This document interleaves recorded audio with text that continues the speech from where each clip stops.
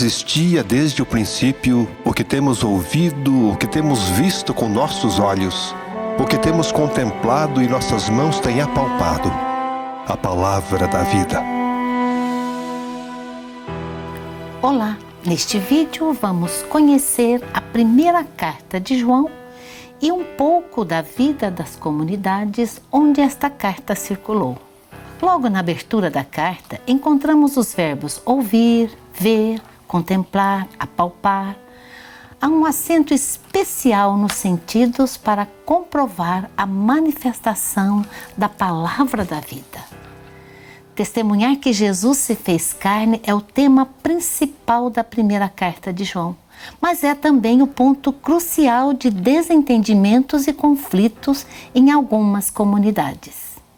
Alguns membros dessas comunidades não reconhecem o Jesus da história, o Messias encarnado.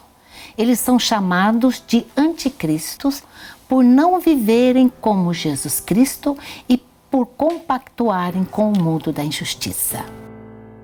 Olhando o contexto no qual a primeira carta de João surgiu, compreende-se a insistência do autor de alertar seus leitores para romper com o pecado e o mundo.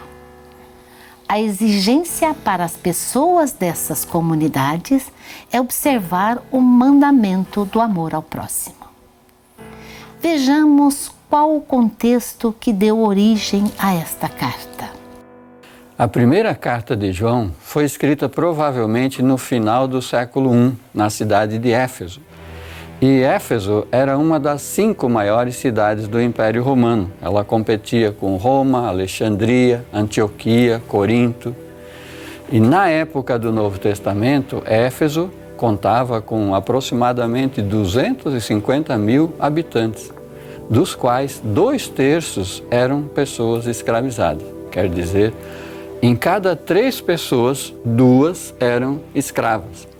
A cidade possuía um teatro imenso, mais de 20 mil lugares, e também um grande porto. O porto fazia dela um dos centros comerciais mais importantes da Ásia Menor. Era uma metrópole com muita riqueza, luxo e glória, e que atraía então multidões em busca de poder, riqueza e prazer. No aspecto religioso, destacava-se o impressionante templo dedicado à deusa Ártemis, que possuía mais de 100 colunas de mármore com 20 metros de altura cada uma. O livro dos Atos dos Apóstolos nos informa que em Éfeso havia sinagoga ou sinagogas. E, além da comunidade joanina, haviam na cidade também outros grupos de seguidores de Jesus. As comunidades joaninas, através de 1 João, nos apresentam uma proposta de como seguir Jesus, como enfrentar o maligno, o espírito do mal, nessas grandes cidades que, por trás do esplendor, escondem os males do mundo e do império, como ganância, desigualdades sociais, corrupção, violência, fome, miséria e imoralidades. Alguns membros chamados de anticristo e falsos profetas se afastam da comunidade porque pretendem viver a vida que vem do mundo do maligno, desejos desenfreados de riqueza, de poder e de prazer. Por isso, rejeitam Jesus Cristo, o Messias encarnado, e não praticam o mandamento do amor ao próximo. Mas eles dizem que têm o conhecimento de Deus. Conhecimento, gnosis em grego. Por isso, estão em comunhão com Deus sem pecado e julgamento. Separam a fé em Deus da prática do Evangelho de Jesus Cristo, abrindo e justificando assim o espaço para a sua atuação no mundo. Com seus pensamentos e práticas, os anticristos seduzem os fiéis e provocam conflitos e divisões na comunidade.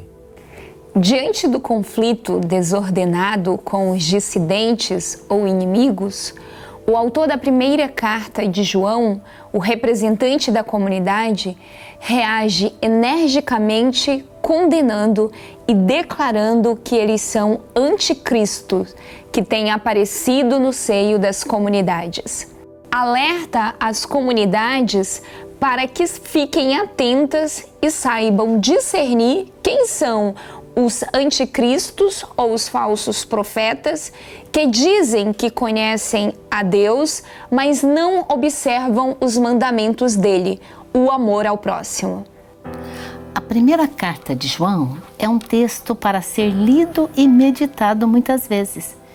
É preciso acreditar que a palavra da vida continua se encarnando entre nós para ser caminho, verdade e vida, nos inspirando novas práticas de amor ao próximo. É o que acontece na organização desta carta. Os mesmos temas são retomados e aprofundados com enfoques diferentes. Vejamos qual a estrutura desta carta. A carta tem um prólogo, os primeiros 4 versículos, trazendo o tema principal, palavra encarnada e comunhão. Em seguida, entramos na primeira parte, capítulo 1, 5, até capítulo 2, versículo 28. Nesta primeira parte, nós temos uma introdução e 4 condições. A primeira condição é confessar o pecado purificado pelo sangue de Jesus. A segunda condição é observar o mandamento do amor. A terceira condição é não amar o mundo. Não amar o mundo nem o que existe no mundo. A quarta condição é preservar-se dos anticristos. Chegamos na segunda parte. A segunda parte começa no capítulo 2, versículo 29 até o 4, versículo 6. Esta segunda parte tem como tema viver como filhos de Deus. Também tem uma introdução e 3 condições. A primeira condição é romper com o pecado. A segunda condição é observar o mandamento do amor. A terceira condição é discernir entre quem vem de Deus e quem não vem de Deus. Chegando na terceira parte, o autor junta os 2 temas, amor e fé. Tem 2 pontos apenas. O amor insiste por 2 vezes que Deus é amor, e a fé, crer em Jesus Cristo como Filho de Deus. E a carta ainda traz um epílogo, os versículos finais do capítulo 5, 14 a 21. Nesse epílogo é uma oração pelos pecadores e a fé em Jesus Cristo.